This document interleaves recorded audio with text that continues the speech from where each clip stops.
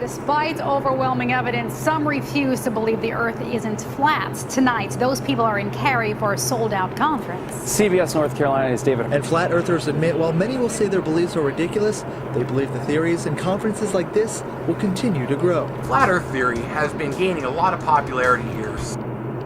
Flat Earth?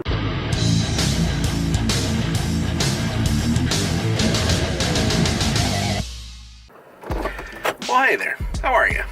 Have you heard about this? Seems like there's a lot of talk right now about the theory that the Earth is in fact flat. It's an awful lot more of it showing up in my news feed than usual. I'm even hearing stories on the radio about this. This topic of the Earth being flat has gained national attention recently. A lot of that could probably be attributed to a man known as Mad Mike Hughes, a resident of California and a flat Earth believer. Well, Mr. Hughes has decided that he can prove, once and for all, that the Earth is flat. He reportedly has a plan to launch himself 1,500 miles in the air at 500 miles per hour in a steam power rocket that he built from scrap metal. The launch was scheduled to happen and then postponed over an argument with the American Bureau of Land Management, but all signs point to the 61-year-old limo driver going forward with this plan.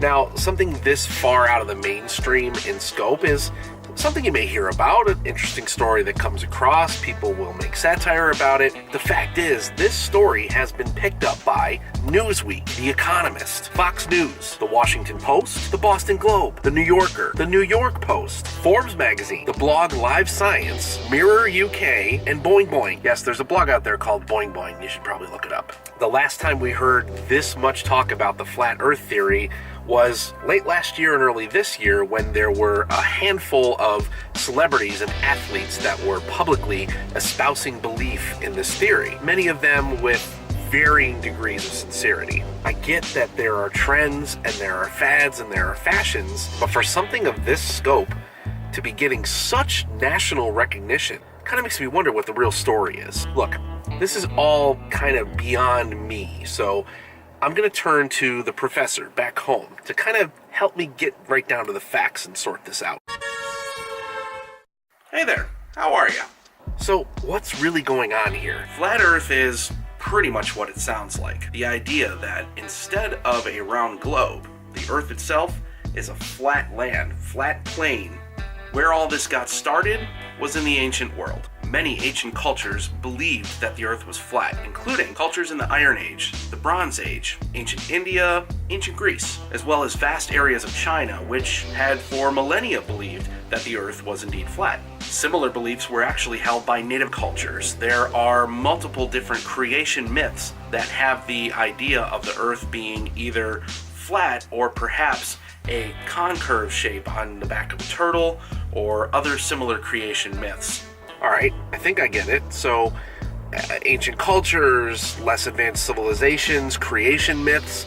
So, when did all that change? The most direct evidence of belief in a spherical planet can be traced back again to ancient Greece, somewhere around the 6th century BC. Aristotle was considered to be one of the first historical figures to posit that the world is indeed a spherical globe. But the idea behind a scientific method to show that the Earth is round took centuries to catch on. Okay, I think I'm with you. So, round about the Dark Ages, the Middle Ages, right? The Bronze Age, the Iron Age, and this is basically when the world began to accept that the Earth was round, right? Exactly. And one of the first scientific arguments for a round Earth actually came from a philosopher in ancient Norway. By the way, anybody hear of the Norse gods like Odin and Thor? You might have seen a little movie recently called Thor Ragnarok where Asgard is a flat plane. Right, so ancient cultures believed that the Earth was either flat or domed or in some respect a single plane of existence. The important thing to realize is that there was not just one singular belief of the flat Earth in a specific way that was universal across the world. There were multiple different beliefs over the course of thousands of years. Different cultures and societies came up with their own scientific explanations of why this would make sense. Arguments and debates about this took place across the world, whether it was in the Catholic Church, in China, in Europe. Okay, so why the sudden spike in interest? Well, it's not as recent as you might think. As I mentioned, in Chinese culture, belief in flat Earth pretty much tapered off around the 1800s or so. Round about that time, in the Americas, the belief was getting a brand new life. In 1849, a writer under the pen name Parallax published a pamphlet that offered a new theory as to why the Earth is not round and purported to have evidence as to how the Earth could be flat.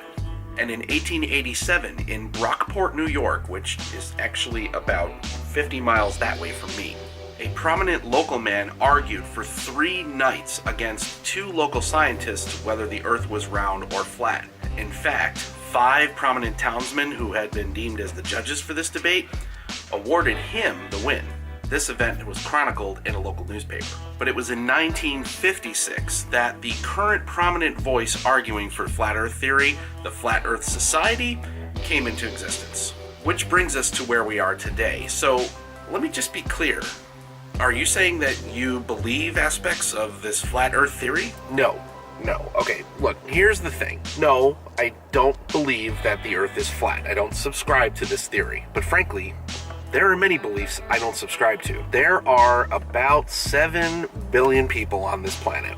A very large number of those people believe in some form of an all-knowing, omnipotent God. Now, a little more than 2 billion of those people believe that 2,000 years ago, a man was born who was the literal Son of God, and that person was a savior to all mankind. And that the teachings of this savior were collected in a book that is believed to have been written by the hand of God through these ancient people. I don't subscribe to that belief either. Another 2 billion or so people believe that around the year 570 AD, God delivered divinity to a prophet, who then delivered another book of God's teachings. I don't subscribe to that belief either. 2 billion Christians, 2 billion Muslims, there are around 15 million Jewish people in the world that take a completely different view of this God and the teachings provided. Another couple million people believe in pagan religions like Wiccans. But forget religion for a second. 50% of the population of the world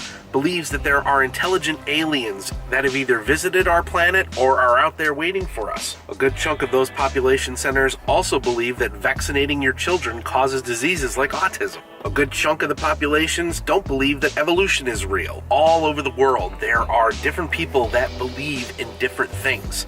As far as I'm concerned, flat Earth theory is just another belief. Okay, but these flat Earth people are being willfully ignorant. They're ignoring established science. I get that ancient cultures had all kinds of beliefs and scientific rigor didn't exist. There weren't proven methods to test things. We've talked before on this channel about cognitive dissonance, willfully ignoring evidence and making yourself look stupid and fighting to try to prove some moronic belief that the world is flat, using conjecture and observational evidence as opposed to empirical evidence. It makes no sense. It shouldn't be allowed. Oh, okay, hold on right there. Let me just stop you. Based on what you're saying, would you then tell a vegetarian that they're a moron for not eating meat because we have incisors? Would you tell a Christian or a Jew or a Muslim that they're morons because they believe in a God and we don't? We have a fantastic human right, at least in my country and in many parts of the world, that says you have the freedom of speech. Yes, you can technically call flat earthers and everybody else who doesn't believe what you believe morons and idiots. But guess what you're doing? You're giving license and credence to people who do like to attack others for things they don't believe.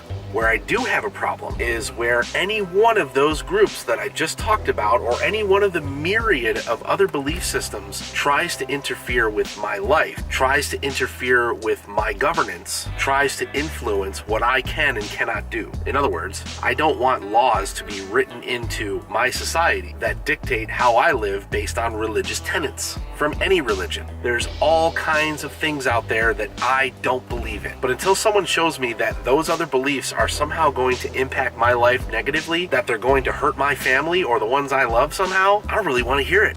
And if Mad Mike Hughes can launch his scrap rocket, not die, and come back with proof, I'll take a look at it. I'll ask scientists to take a look at it. I get what you're saying, but it's honestly just a bridge too far for me. Sorry. So, good luck, good conversation, and I'll see you guys in the next one. Okay, I've gone on way too long with this topic, but I want to know what you think. Is it really about how much we disagree with somebody like a flat earth believer? Or is it more about how we treat others who believe differently than we do? Put it in the comments below. Let me know what you think. If you think I did a good job, I invite you to hit that subscribe button. Come along for more conversations.